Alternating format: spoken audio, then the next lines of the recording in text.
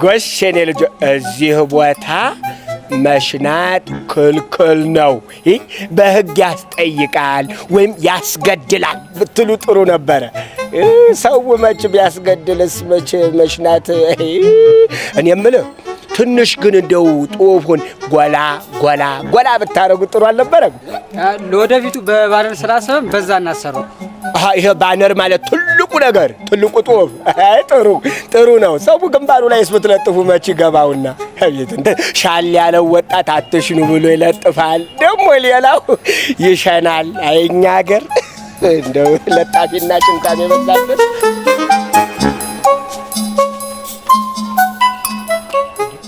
ማነህ አንተ ሽንታሙ? ለመሆኑ ተውቀት ጋር ያለህ ግንኙነት ወይም ተማንበብ ጋር ያለህ ግንኙነት እንዴት ነው? ይሄ ግድግዳ ላይ የተጻፈው ምን ይላል? ምን ለማለት ፈልገህ ነው? መሽናት ክልክል ነው የሚለው። መሽናት ክልክል ነው የሚለው? ታዲያ አንተ እያንዠቀዠቅከው እኮ ነው። ግድግዳው ላይ እንጂ ፖሉ ላይ አልተለጠፈ። ግድግዳው ላይ ነው የተለጠፈው እንዴ? ላንተ ሲባል ታዲያ ሰማይ ላይ ምድር ላይ ግድግዳ ላይ ፖል ላይ ይለጠፍ እንዴ? ሰውዬማ እንዴ ንካው እባክህ ልጨብ። እሺ እንደው ንቀትህን ተውና ምን አለበት እያወራው እንኳን ብታቋርጠው። በእኔ እኮ ነው የምሸናው፣ በአንተ መሰለህ እንዴ? አቤት ደሞ ርዝማኔው ምኑ? አየሽንትህ እንዴ በወራ እንዴ ነው እንደምሸናው? ሰውዬ ችግር አለብህ እንዴ? አነካውም እንዴ? እንዴ ንቀት። ስማ እኔ የምልህ አንተ ተስር ብረቱን ትገዘግዟለህ። ይሄ ብረት እንደው አያምጣውና ወደ ላይ ሄዶ ገመድ በጥሶ አናትህን ይዞክ ጭርርርርርር ቢያረግህስ? ካንተ ምላስ እሱ ይሻላል። ትናንትና የኤሌክትሪክ ኃይል ሰራተኞች መጥተው እዚህ ላይ ተሰቅለው ስንቱን ነገር ሲያስተካክሉ ነበር። ይኸው ጣለ። ተነሱ ይሁን ታንተ አላውቅም። እንግዲህ ከፍ ብለህ ማየት ነው በቃ። እንዴት አይነት የንቀት ንግግር ነው ደግሞ የምትናገረው? በቃ ሄዳ አትፈንዳብኝ ልሽናበት። አትፈንዳ? አዎ አትፈንዳ። እኔን አትፈንዳ። ወደ ኋላ ተመልሰህ። አዎ ከ50 ነገር ነው። ዝም ብለህ አትፈንዳብኝ እባክህ። ከ50? አዎ። እንዴት ነው የሚናገረኝ? እንዴት ነው ድገመው እስቲ አሁን። ከ50 ነው እንዴ? እፈራለሁ እንዴ እኔ?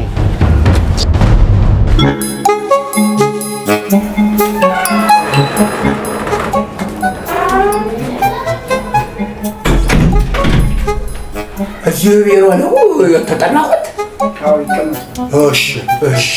እሺ ከረባቱን እኮ ሰጥተውኝ። እሺ አቶ ጦሴ። አቤት። ያው ልጁ ፖሉ ላይ መሽናቱ አግባብ አይደለም።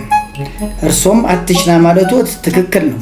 ነገር ግን የወሰዱት እርምጃ ትክክል አይደለም። እኔ የምለው ኢንስፔክተር እንዴ ፈንቅቻለሁ እንዴ አግኝቻለሁ እንዴ? አልታወቀውትም እንዴ? አልታወቀኝም። ደሙን አላዩትም? አላየሁትም። ለዚህም እኮ ነው አስረን ያሳደርነዎት። ይኸው እኮ ኢንስፔክተር ዋናው ነገር ለዚህ አበቃኝ ምንድን ነው? መጣሁና እንግዲህ እኔ ወደ ጉዳይ እየሄድኩ ነኝ። ዞር ስል የኤሌክትሪክ እንጨት ስር ይሄ ብረት ስር ይሸናል።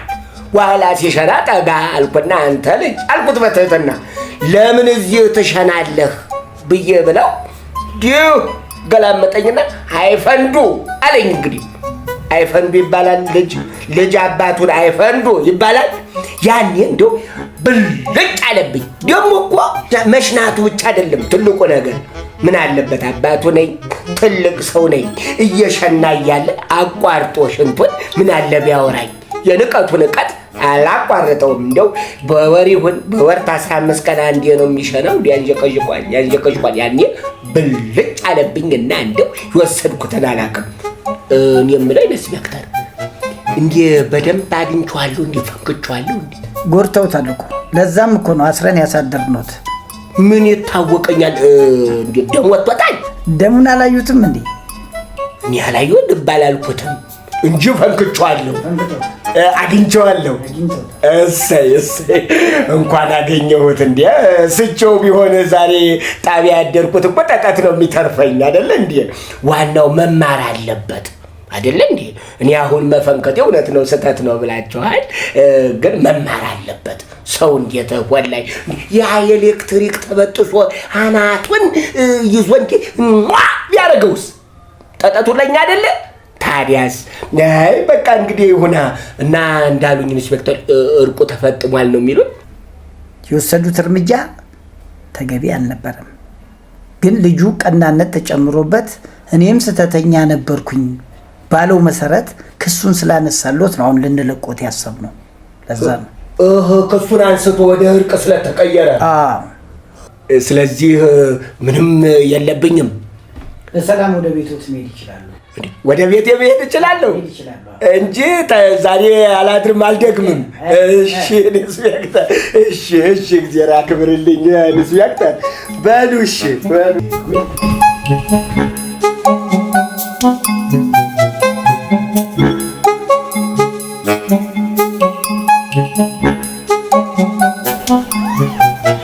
አላል እደውልልሃለሁ። ቆይ አንዴ እንዳታወጣው።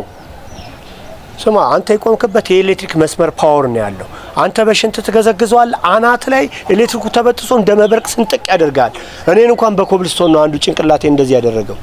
ስማ ሰፈሩን ከሰፈርነት ወደ ፖፖነት ልቀይረው ነው እንዴ? እንዳታወጣው፣ ክተተው።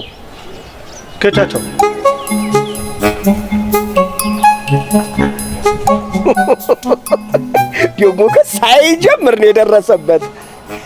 ቆንጆ። ታዲያ ይሄ ቀኝ ግንባሩን በአንድ ድንጋይ ተመቶ ሰፈር ከመከረ ሁለቱንም አገኘው ኖሮማ አገር ይመክር ነበር።